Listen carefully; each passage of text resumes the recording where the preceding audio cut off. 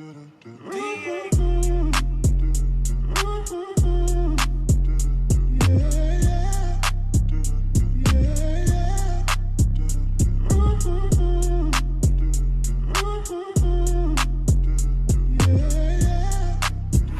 sisters. Hey guys, it's Julia. Welcome back to my channel. Today's the day that I've been waiting for. I am so excited to be reviewing for you guys the new Morphe and James Charles palette. I was so excited for this one to drop. I knew that they were going to be doing a very colorful palette. And James Charles is someone I've watched for a long time. James is super talented at Facetune. I'm kidding. He is such a talented artist. He's one of the few, I feel like, bigger YouTubers who still does like super artistic, just like colorful, bold makeup looks. A lot of other people just do like kind of, you know, copper smoky eye. But him and Nikki Tutorials are the two like bigger YouTubers. I really just like love watching their tutorials because I feel like their artistry skills are like, they're here, I'm here. So I'm a sister. I do like watching James Charles. However, me watching his channel and admiring his skills as an artist and appreciating that is not in any way going to influence my review of this palette. I can tell you right off the bat, I'm going to be very brutally honest. Just like how the fact that I was a fan of Jaclyn Hill didn't influence my Jaclyn Hill Vault Collection video, I hope you guys will hold me to the same standard of integrity with this review and just know that I'm giving you guys my full, super in-depth and honest thoughts. Also, I just want to make it clear I'm going to address all the controversies surrounding this palette and the different like dramas it's already gotten itself into, and for the most part I think most of those dramas are pretty stupid, but I'm going to address them anyways just because it's a palette review. I can't just pretend that nothing's going on with the palette itself. And then of course, in the spirit of reviewing James's palette, I am dressed like James today. So, an Instagram hypebeast. So get ready, I'm gonna have a lot of sister memes for you guys today. And I hope you get everything you need out of this review because I'm so excited about this palette and so excited about this entire review. God is a woman. You believe God! The first step to any review for me is just getting to know the color scheme and just kind of dissecting what they were going for. So here's the palette. It's obviously huge. There are 39 shades in here, so it's pretty much the same format as the 39A palette that I really do love from Morphe. It's this nice black cardboard packaging, which seems a lot nicer than the Jaclyn Hill palette because it's less prone to getting stained and stuff and getting dirty. However, you can see like fingerprint markings on it. And then legally, they cannot call this an eyeshadow palette. It is a pressed pigment palette, so they call it the artistry palette, but basically you can't really call it eyeshadows just because some of the colors in here are pigments, which aren't necessarily designated as eyeshadows. But pigments are the best way to get like super intense color payoff. So as the self-proclaimed queen of colorful eyeshadows, I wanted to review this one just because I wanted to see if the formula was any good. Okay. This is what I would call a classic rainbow palette, but it's very all-inclusive. You do get a lot of like nice neutral shades in here, and I have used this palette for doing some very nice basic looks as well. So, all right, now I'm gonna move into swatches. As always with my swatches, I do them on dry skin. I don't like dig into the shadows. I just do like a 1-2 swipe for the mattes and then onto my arm, and then with shimmers I just do one swipe and clean onto the arm as well. So the biggest purpose they really serve is to show you guys like the color and how it shows up on skin, but I don't think that swatches really determine quality. So there was some controversy regarding James swatching the palette. Let's get right into it. I didn't pre-swatch any of the shades.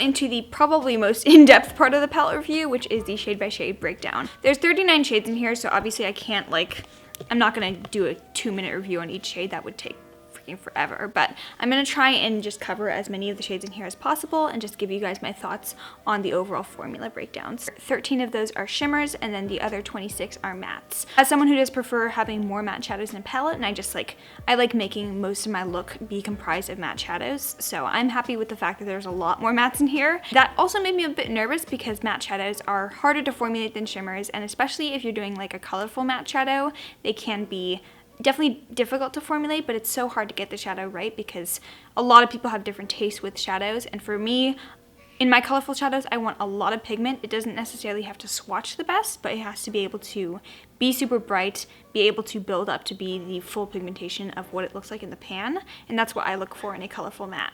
I really enjoyed the matte formula in here, both the like regular eyeshadows and the pressed pigments. I felt like they layered on extremely well, and it's not hard to build them up at all, but also you can build them up and they're not hard to blend out in the end. I'm going to address some of the key colors that I wanted to talk about instead of just going through each shade individually. So first I wanted to mention the red shade here, which I know he caused a little bit of controversy in his reveal video when he was like, this is the best matte red ever, no matte red has ever been like this one, and I get that that sounds kind of arrogant. I do think it's a very unique matte red. Bless Jesus, hallelujah, I am not allergic to this one. It's really hard to find a red shade like this one that doesn't blend away to either a pink shade or an orange. It's a true like fire engine red, and when you blend it out, it stays red. It doesn't turn into a different color. So that was really cool to see. I think he did a really good job formulating this one. Was he a little bit arrogant in the video? Yeah, but like I'm not gonna hold it against him. He was excited about it. I really like the two like brighter orange shades up here. What's interesting to me is that they're not necessarily like a true orange shade, so I'm going to reference my Sugar Pill Pro palette because there's a shade in here called Flame Point, which I feel like is my ideal orange. The fact that you're getting two oranges in here is interesting, and you can mix them and kind of layer them, and that's another thing I found with this palette is that if there's a shade in here that you can't find, you can kind of mix them and they do layer really well together and just create new colors out of the palette. So even though you are getting 39 shades in here, I feel like you can layer them really easily and they do blend very well together. Okay, so the yellow. And I just did a video talking about my favorite yellow eyeshadows. The more I use this one, the more I enjoy it. It's super easy to work with. It builds up really well, and because it's not an eyeshadow, it's a pressed pigment, it packs on a lot of pigmentation, but it never ever gets like chalky or patchy, and you're not having a lot of like ingredients in it. It's just the pure yellow pigment. So you don't have to worry about it getting like super chalky, and it just gets super bright without having to layer a ton. With three greens over here, I love that you get two different tones of matte green. I would have loved to see an olive green, but I understand he was going for like brights in this palette rather than kind of like grandier tones. And there's also an olive green that I already have in the 39A, which I'll mention later on in this video and compare this palette with. Of the section of blues over here, I love that you're getting three matte blue shades as well. Again, I love the fact that he balanced having a nice amount of matte shades in here. I would have loved to see like a deeper navy blue in here because personally I love navy blue shadows, and it's so hard to find a good one. If you have a recommendation for me for a good navy blue single shadow, please let me know, because I've been using the one from the 39A palette and I'm running out of it, and I don't want to buy an entire 39A just to get that one shade. So please let me know if you have a good recommendation for a navy blue shade. The purples. Goddamn. I've also done a video about purple shadows on my channel because purples, like yellow, can be super hard to formulate and very hard to get it right. I think this like deep purple matte is one of the best purples I've ever used in my life. These, again, don't get patchy on me, which is so hard to find. They were honestly just a delight to work with. I think he did an awesome job formulating these ones in particular. And then the three pink shades down here with the controversial skip. I did a look using this shade all over my eyes. I was expecting to, at the very least, get some staining, and at the very worst, get an allergic reaction, because as I said, I am allergic to, I think, red 40, which is the pigment that he used in a couple shades in here. And I didn't have a reaction at all. I was so happy about that because I did a look with this pretty much all over my entire eye, which in retrospect isn't a smart idea, but hey, it's for the sake of makeup. I am so powerful. My mind, oh, it amazes me sometimes. I know this shade caused a little bit of controversy. I was scared that it was gonna stain. I used it yesterday, and in fact, every time I've used this shade and then the red shade called You're Kidding, which are the two that have the highest concentration of red 40, I didn't find any staining to happen, so explain that, Mr. Charles! However, the other shade that I really did not like in this palette was the pink shade down here, Pinkity Drinkity. Oh my god. Pinkity Drinkity is a very pale pink shade, and I thought it was going to be fine in my crease. It looks like a shade that would probably show up in my crease, but it didn't. like at all. I tried using it, of course, on a wet base or like an even wetter base than usual, and it still just did not show up on me. So it might just be the fact that it's a very light shade, but the fact that it didn't show up on me, and I'm not so pale, I would only really use it on the lid if I was going for like a bright pop of like very soft blush pink, but it didn't really show up on me. So that was another problem I had with this color. I also wanted to address the matte white in here and the matte black. So matte white and black are two shadows I feel like can be very difficult to formulate. The matte white was honestly probably the shade I liked the least in the palette, just because I was expecting, you know, like a really good stark matte white, and this one, it takes a lot of layering to get to that nice bright white shade. The best matte white shade I've ever tried has been, again, from Sugarpill, which is the shade here called Taco at the top. And by the way, I'm going to be referencing my Sugarpill Pro palette a lot, because before trying out this palette, this was my favorite colorful shadow formula, and I just compare every kind of colorful shadow formula to Sugarpill. The matte black down here, called Spooky, really, really good matte black. What I love about this one is that it can show up as a like true matte black shadow, but also is really good for mixing other shadows with. So if I wanted to create like a navy blue shadow out of one of the blues up here, I'd probably take the shade Cola and then mix it with a little bit of black, and it turns into this gorgeous navy blue. And then the shimmers in here, I wasn't super blown away by. There was only really one shade in here that's super foiled, which is the shade called Artistry. It's a very, as you can see, very reflective, kind of duochrome foiled metallic one, whereas the rest of them are a bit softer. I definitely think they apply best with your fingers, so they can really, really look nice when you just dab them on with your finger. I go in with a brush first and then fill it in with my finger a bit. All right, so that is my overall color breakdown, and now I'm gonna get into the looks I did with this palette. So there's a lot of them. Buckle in. Oh, hi, thanks for checking in. I'm still a piece of garbage. I definitely put the most prep work into this review video that I've done on any other video on my channel, just because I spent an entire like week and a half doing eye looks in preparation for this one, so I could show you guys a bunch of different looks and examples of what you can create using this palette, because it's huge, there's a lot of colors, so I figured the best way to showcase that is to do a bunch of different looks. The first look I did is a classic, just rainbow all over, blended out smoky eye look. You can see it in the last video that I posted, which was the Shot Miss A review of all the new releases. So in the upper crease, I use the shades B, 518, You're Kidding, and Skip, and then I blend it out onto the lid. I use the shades Social Blade, Playground, and Escape. So that was the first look, and just an all-around rainbow look, just so I could test out how the different colorful shades in the palette reacted. And then into the 8 Days of Color series, each day I did a look centered around a certain color of the rainbow. So the first day was red. I did a look inspired by Alyssa Marie Artistry. It was super hard to create, actually, just because of the technique that she used, not because the shadows were hard to work with. I used the shade You're Kidding all over the lid. Then I used the shades Escape and Spooky as my smoky liner. I also used a little bit of Boutique to kind of deepen up the red in there, as well as the shade Face as my inner corner highlight. The next day was orange. I did this kind of weird, I don't even know what I was doing that day. I used the shades 518, Face, Tune, and You're Kidding all over my eyes. So that was a foreshadow look. And then the next day was yellow. I kind of took a different approach to this one and instead tried to do a kind of neutral look, but with a pop of yellow instead. So for this look, I used Punch Me in the crease, as well as a bit of 10% off, No Beans, Tea, and Mary. And I used the shade B all over the inner corners. By the way, that was inspired by Kylie Jenner, because I'm the queen of originality here. Day 5 was green, so I thought I would recreate my profile picture on Instagram, which was very fun to do. So for this green look, I used Social Blade, Daddy, Guac, and Cape Cod.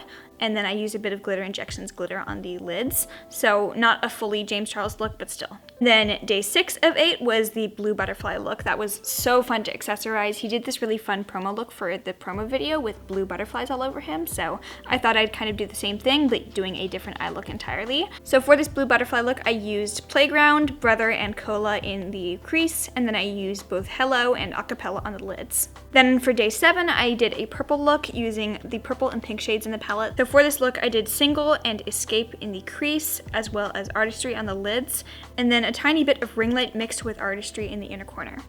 And then for today's look in the tutorial that I'm going to show you guys, I used pretty much all the rainbow shades in the palette. I had a really fun time creating this look, and let's get right into the sister tutorial. In typical Julia style, I've got one eye done, and I look crazy, and we're going to recreate it on the other eye. So I'm going to start off by priming my eyes. I'm going to use my regular Urban Decay Primer Potion in the shade Fix.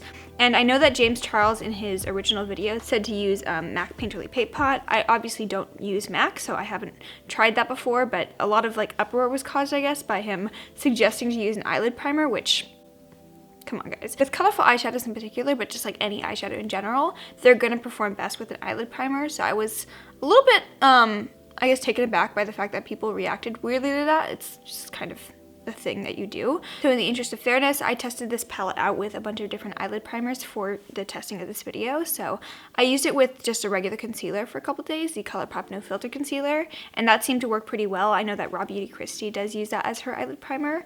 So I think you'll be fine with just a regular concealer. Honestly, any kind of like moist base that you don't set down. Did I just say moist? Ew. Really, the only thing I would say is you definitely do not want to set your eyelid primer with this palette, because every time I did that, it just, ooh, it was bad. So definitely use a wet base and don't set it, but I think any base will be fine. You don't need to use Painterly Paint Pot. Yeah, just do you and it should be fine. All right, so my eyelid is primed and I'm going to go ahead and go into the palette now. So going into the palette, the first shade I'm going to go into is the shade here called B, which is the bright yellow matte. And I'm going to start with my Glamour Dolls number 10 brush. Just tap in there a couple times. And this is a pressed pigment shade. I'm just going to focus right here on the inner corner, just kind of patting it on first and then blending it out very softly.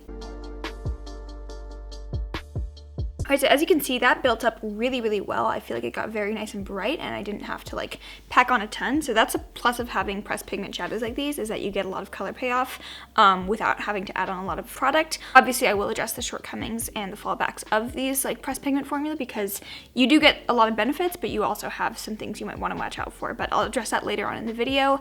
So far though, I think it's a really good formula for the particular colors that he picked out. Next, I'm going to go into the bright orange shade right here called 518. And I'm using my AOA Studio E130, just dipping into this orange shade here. And then, again, I'm going to go in with a patting motion and just focus it right next to the yellow, but this time bringing it down onto the lid. I'm also going to dip into the shade right next to it called Rusted, which is kind of a reddish orange matte shade. And I'm going to pat that right on top to just kind of form a bit of a deeper, more fiery orange rather than like a kind of light yellowish orange, which is what 518 is. So mixing two shades is kind of a really good way to get the most out of your eyeshadow palettes, or I guess this isn't legally an eyeshadow palette, so pigment palettes.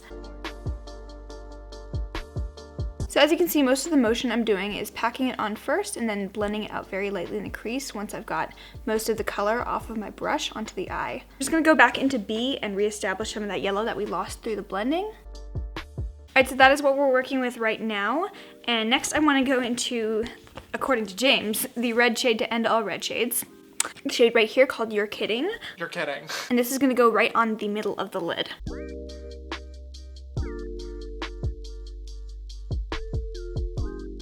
Now I'm going to go into the bright pink shade down here called Skip. This is another pressed pigment shade, along with, I think, the red as well. That was a pressed pigment. And this is the one that got into some controversy, but I really like how this one performs. So I'm just going to pat this right on to the outer corner first. I'm just packing it on as a pigment, and then we're going to blend it out in a second. Alright, so just diffusing it out now that we've packed it onto the outer corner. And I feel like this is a really easy one that you can kind of diffuse and get a nice soft effect on the edges while also retaining some of that bright color. So sometimes when you go ahead to blend out a shadow, it just kind of runs away. And one of my favorite tricks, of course, I'm going to take a clean blending brush and just use that to run over the edges just to diffuse them a little bit further.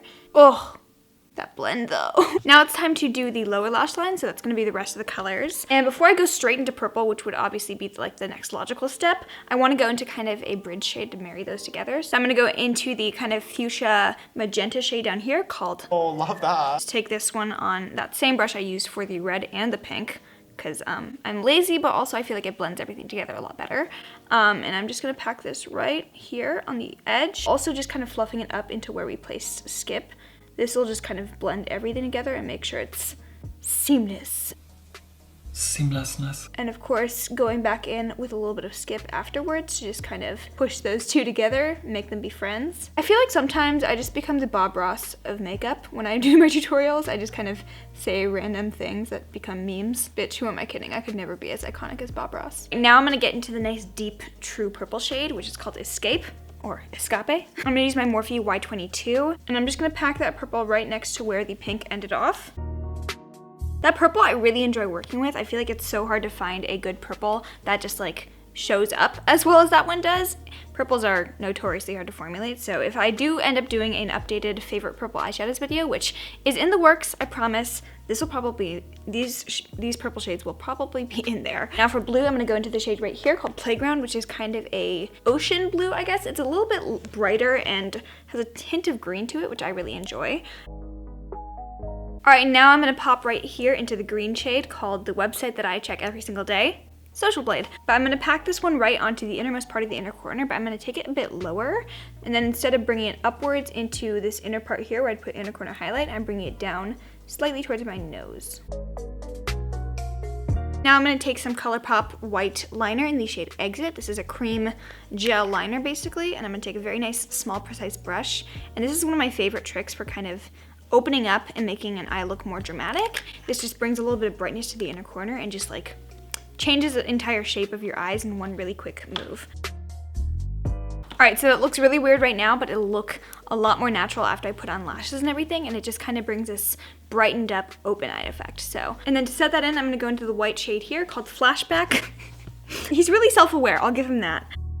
To make it look a little bit less strange, I want to add in some like white highlighter to the inner corner. So I don't have a like white shimmery shade in this palette, so I'm just going to go into my Ofra Everglow highlighter and go into the shade here called, I think it's Glazed Donut, my favorite inner corner highlight ever because it's just so stupidly bright. Oh, that looks so crazy. I love it. All right, now it wouldn't be a Julia eye look if I didn't do glitter. So we're going to do glitter. Using a flat shader brush, mine is the Morphe M421. I'm going to go into just a regular glitter glue. Literally any glitter glue will work. You could use the e.l.f. one, which is $2. I'm using Glitter Injections adhesive. Kind of like I would do a halo eye, just right onto the center of the lid and taking it a little bit above the natural crease line that I have on my eye. All right, and then just going into some loose pink glitter.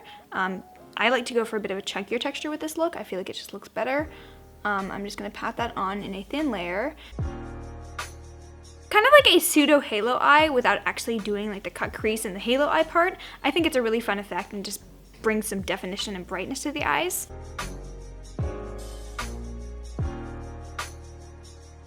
And then for lashes, I'm using the Makeup Shack in Dubai.